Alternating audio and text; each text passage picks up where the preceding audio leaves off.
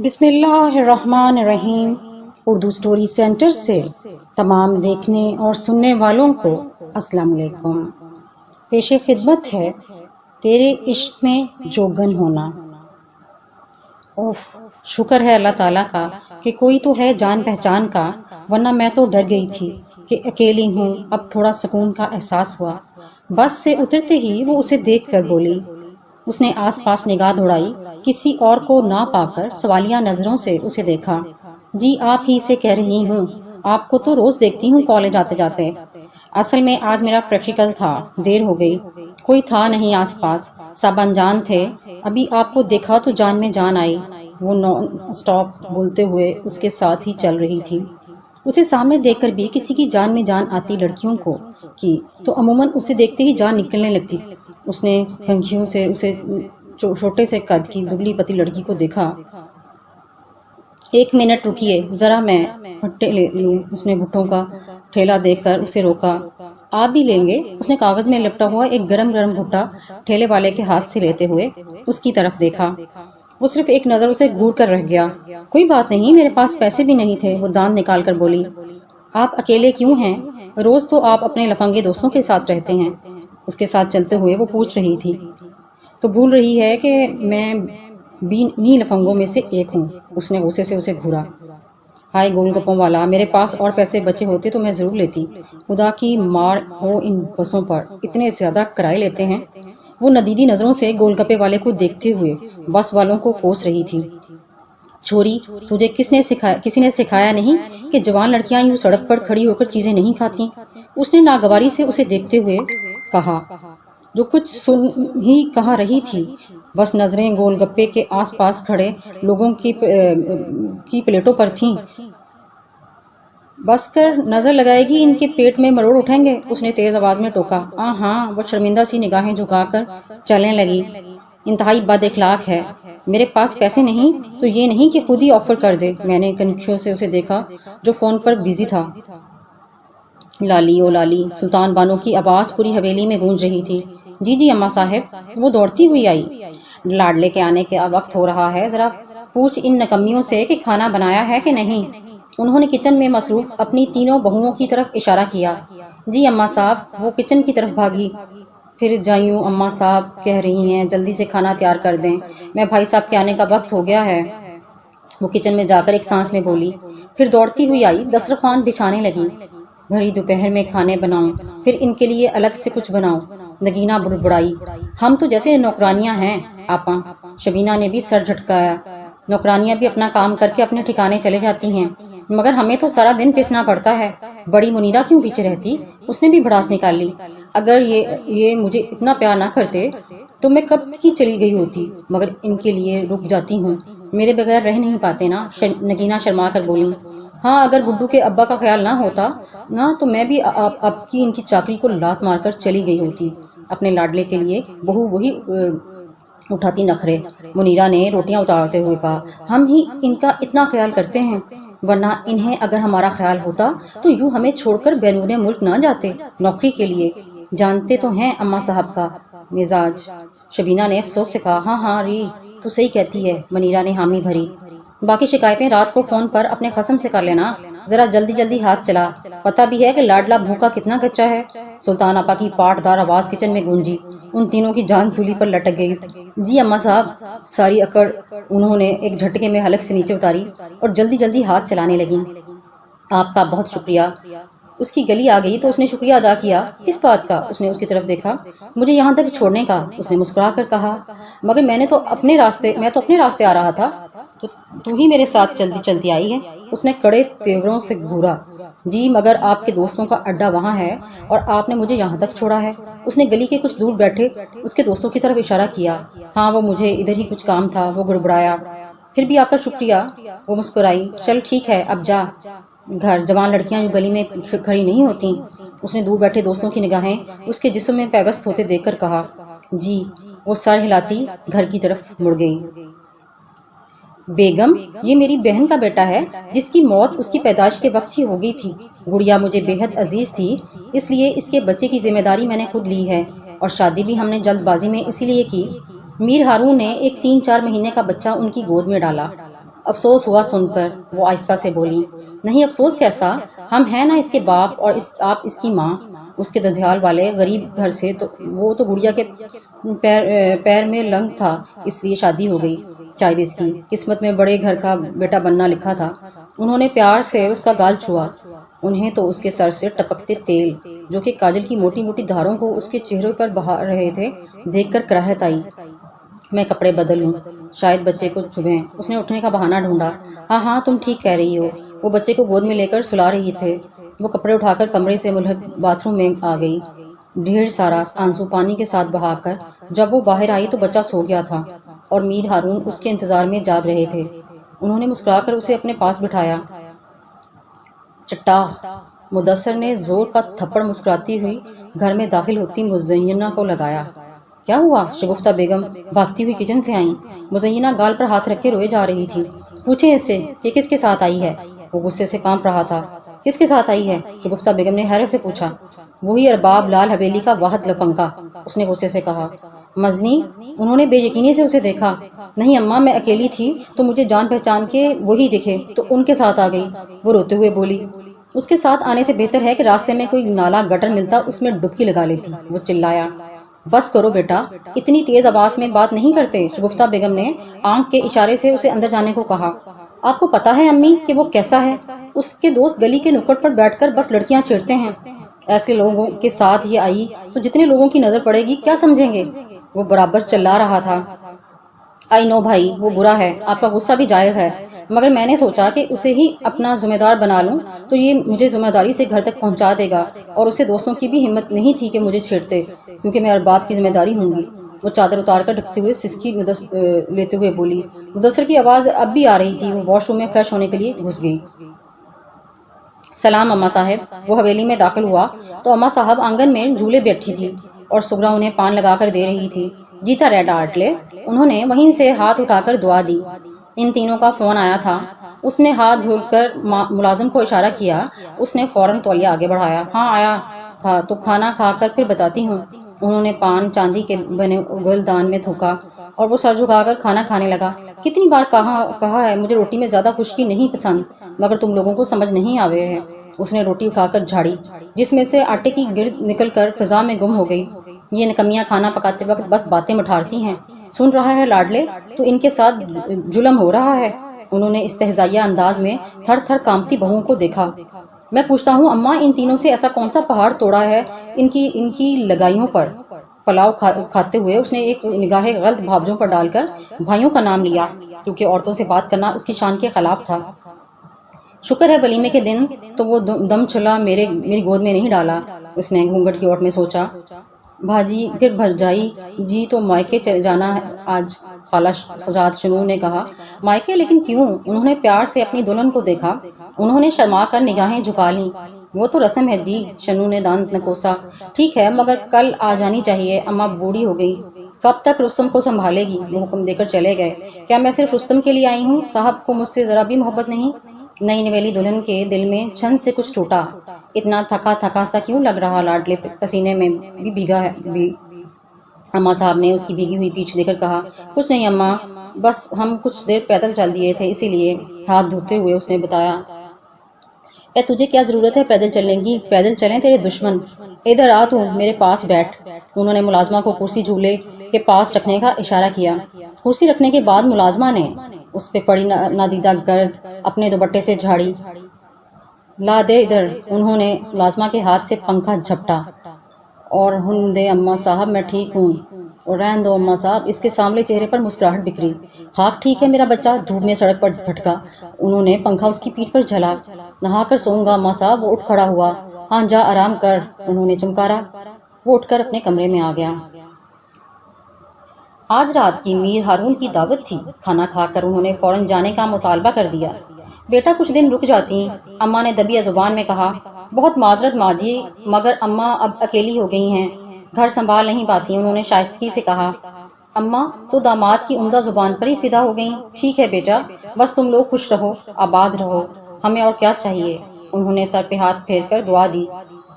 وہ منہ پھلائے بیگ لے کر آئی۔ چلیں، اسے دیکھ کر وہ زیر لب مسکرائے۔ وہ اس کے آگے آگے چلتی ہوئی گاڑی میں بیٹھ گئی۔ مزینہ کہاں ہے؟ جاوید صاحب ہاتھ دھو کر آئے تو اس کی چیئر خالی دے کر پوچھا۔ دماغ خراب ہے اس کا بس۔ مدثر اب بھی غصے میں تھا۔ کیا ہوا؟ کیا سالن پلیٹ میں نکالتے ہوئے انہوں نے ہاتھ روک کر اسے دیکھا۔ آج کالج سے واپسی ارباب کے ساتھ آئی ہے۔ پوچھنے پر بتایا کہ میں اکیلی تھی، جان پہچان کے وہی ملے تو ان کے ساتھ آ گئی۔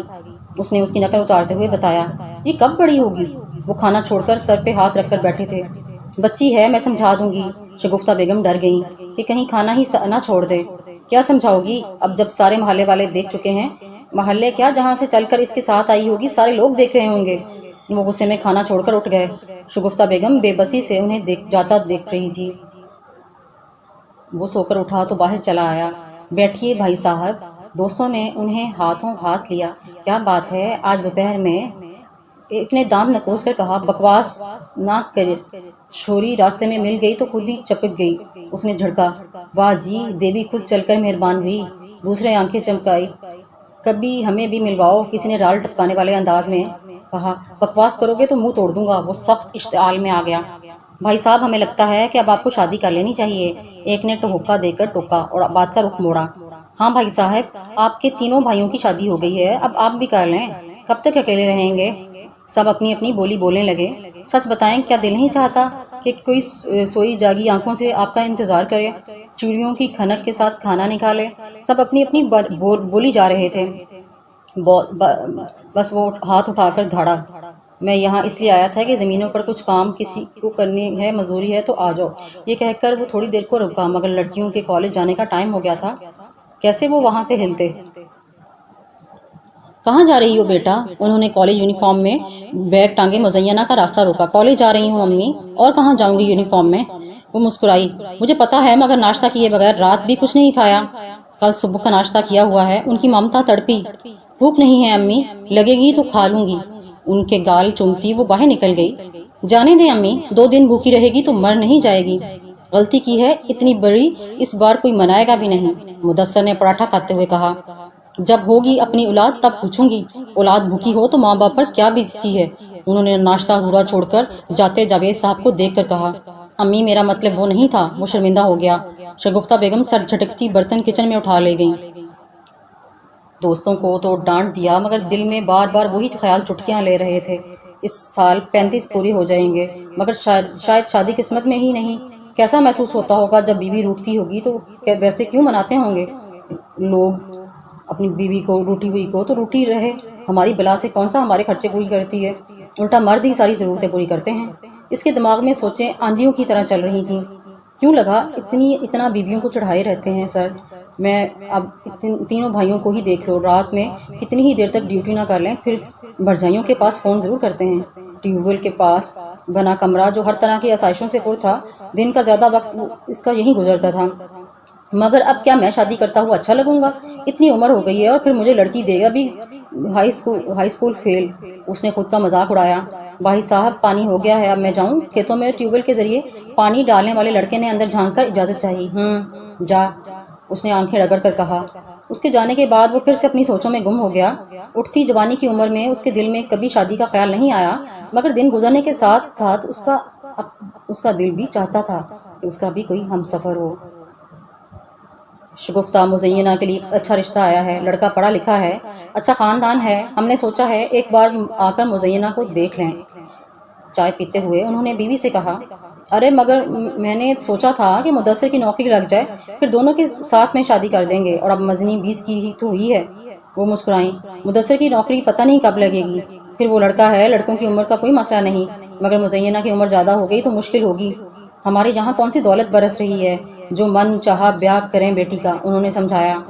کیا تو آپ ٹھیک رہے ہیں، اس سال BA بھی کر لے گی، اور BA کرنے کے بعد ویسے بھی لڑکیوں کی عمر کا اندازہ لوگ پڑھائی سے لگانے لگتے ہیں۔ انہوں نے سوچتے ہوئے کہا۔ ٹھیک ہے، پھر کل ہم نے انہیں رات کے کھانے پر بلانا ہے۔ انہوں نے چائے کا کپ ٹیبل پر رکھا۔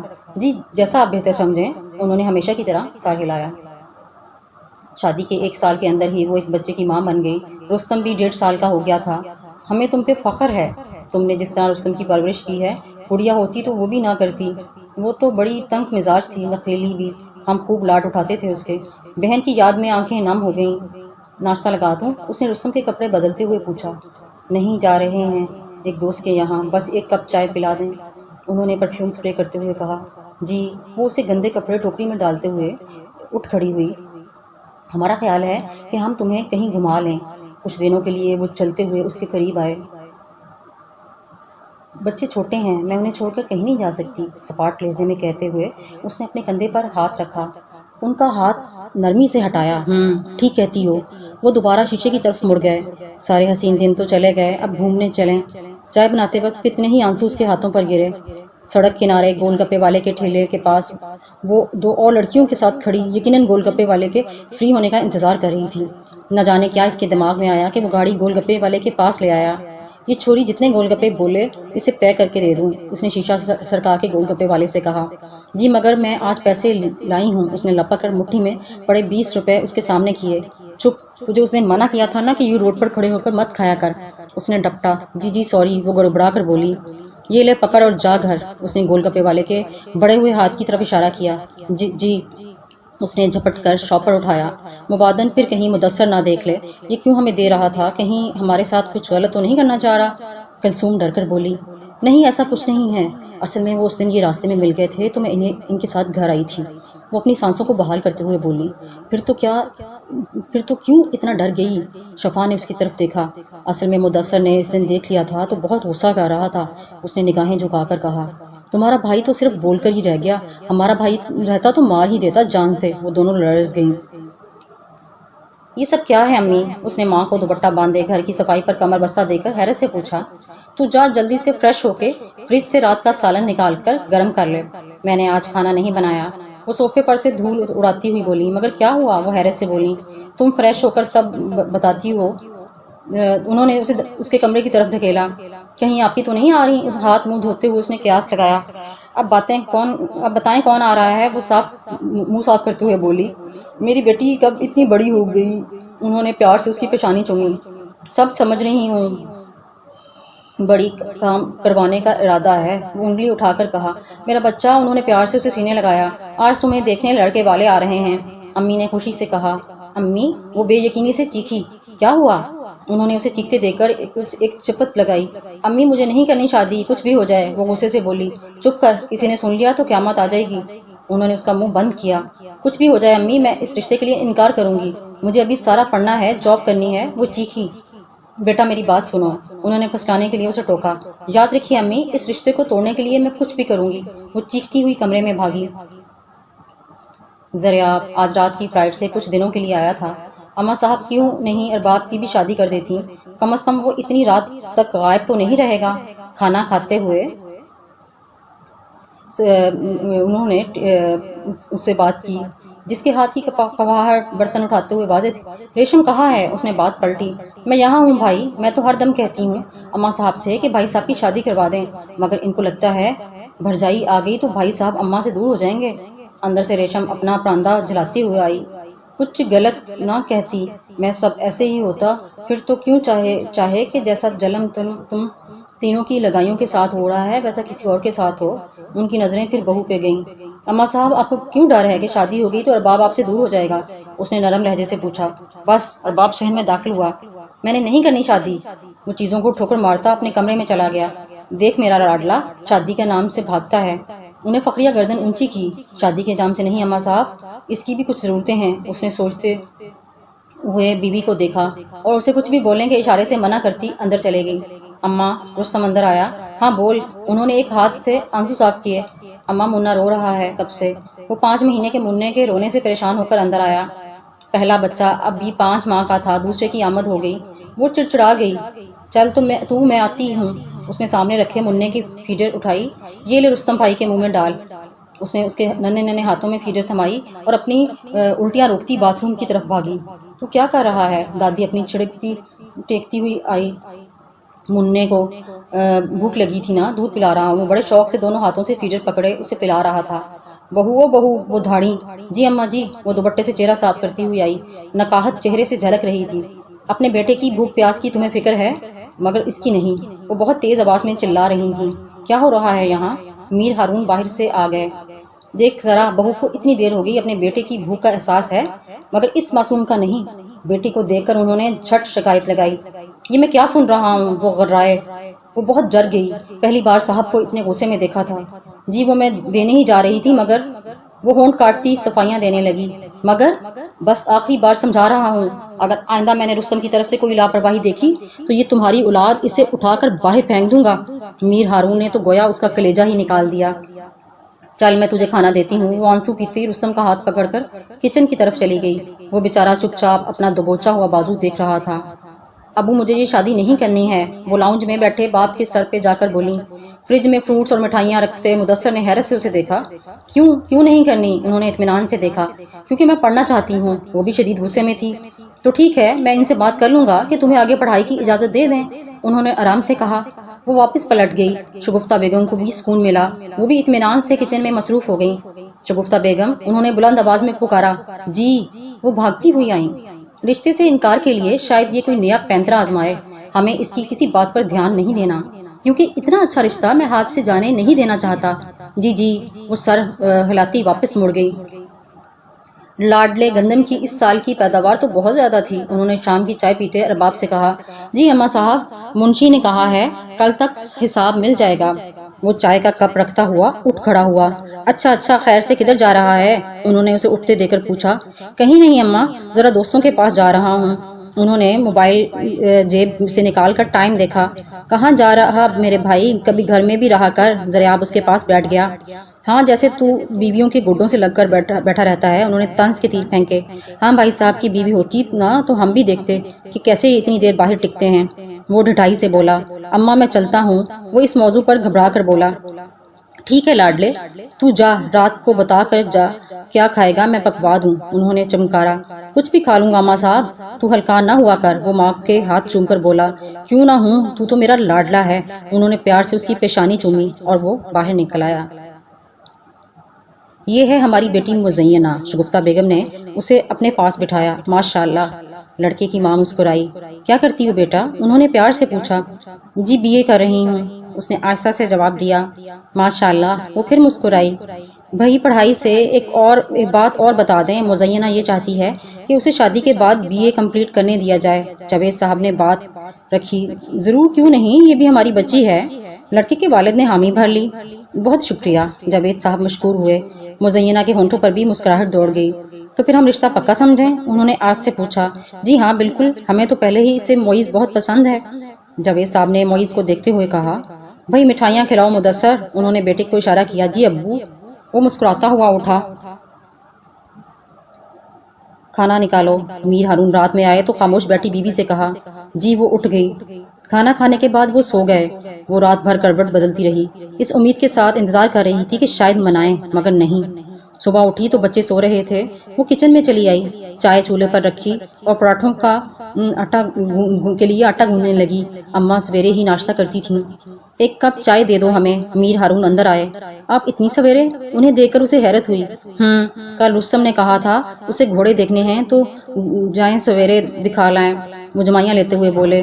وہ بنا کوئی جواب دیے چائے نکال کر کپ سر میں رکھا اور انہیں تھما دیا۔ ہمیں لگتا ہے اب معیز اور مزینہ کو بھی ایک دوسرے سے کچھ بات کر لینی چاہیے، معیز کی والدہ نے کہا۔ جی ضرور، کیوں نہیں، جاوید صاحب خوش دلی سے بولے۔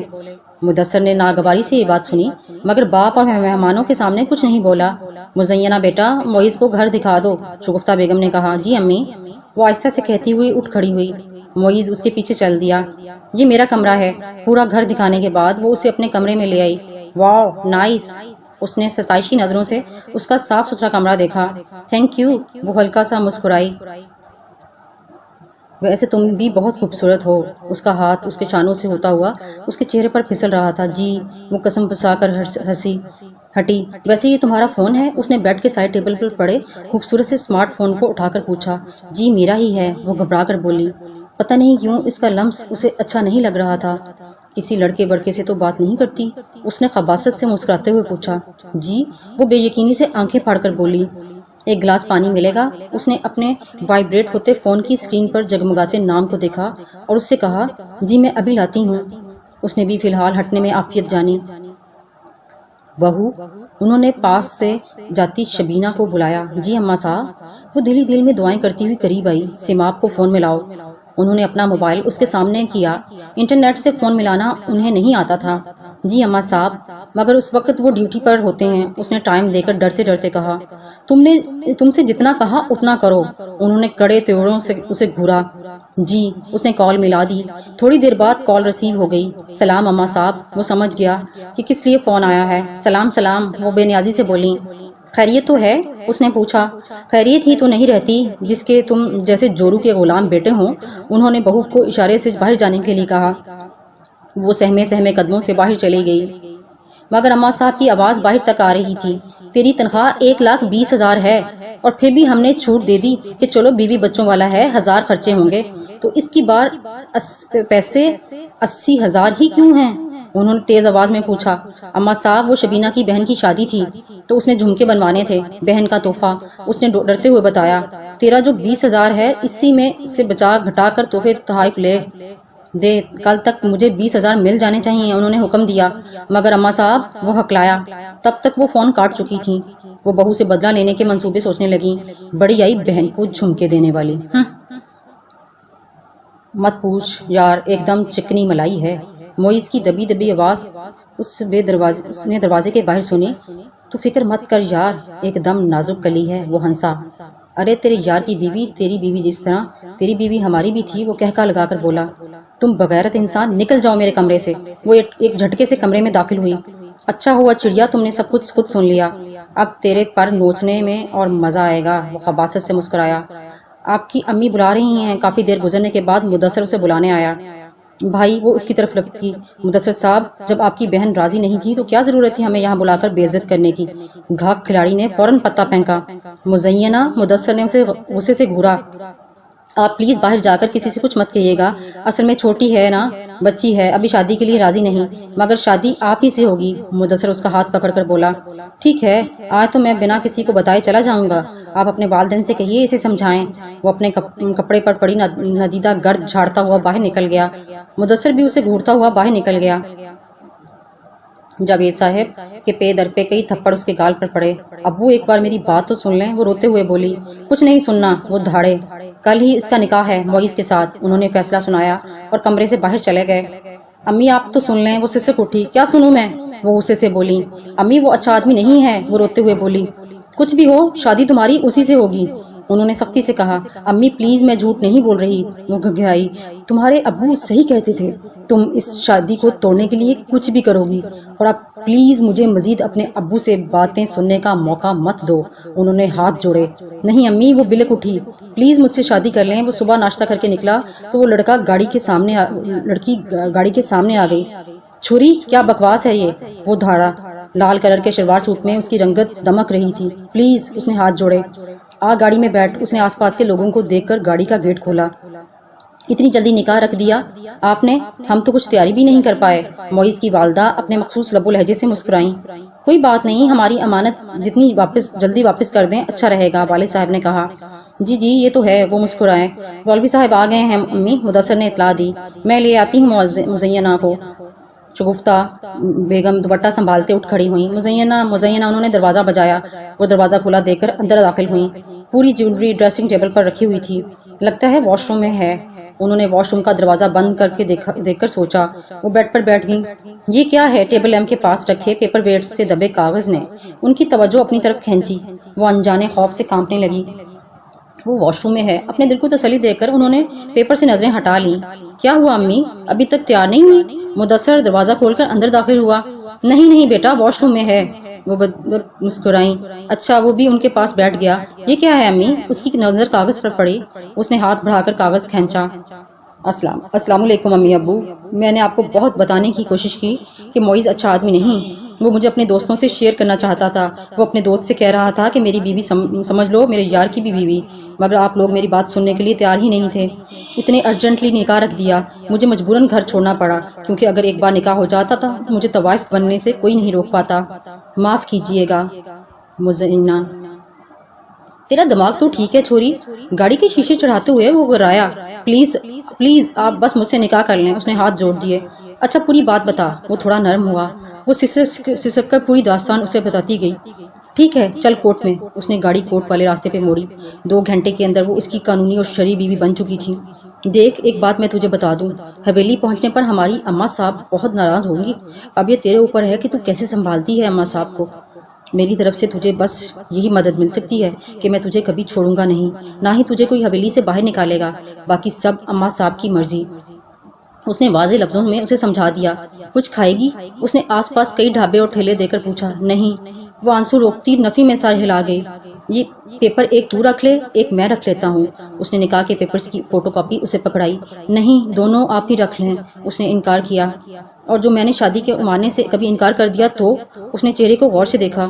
آپ اگر مجھے چھوڑنا چاہیں گے تو یہ پیپر رکاوٹ نہیں بنیں گے، جہاں تک میں آپ کی پہنچ کو جانتی ہوں۔ دوسری بات کہ میں نے آپ کی گاڑی کے سامنے آ کر بھیک مانگی کہ مجھ سے شادی کر لو، میں نے تبھی آپ پہ آنکھ بند کر کے بھروسہ کیا تھا۔ اس کے بعد کسی قسم کے شک کی کوئی گنجائش نہیں بچتی۔ وہ بولتی گئی اور وہ حیران ہوتا گیا۔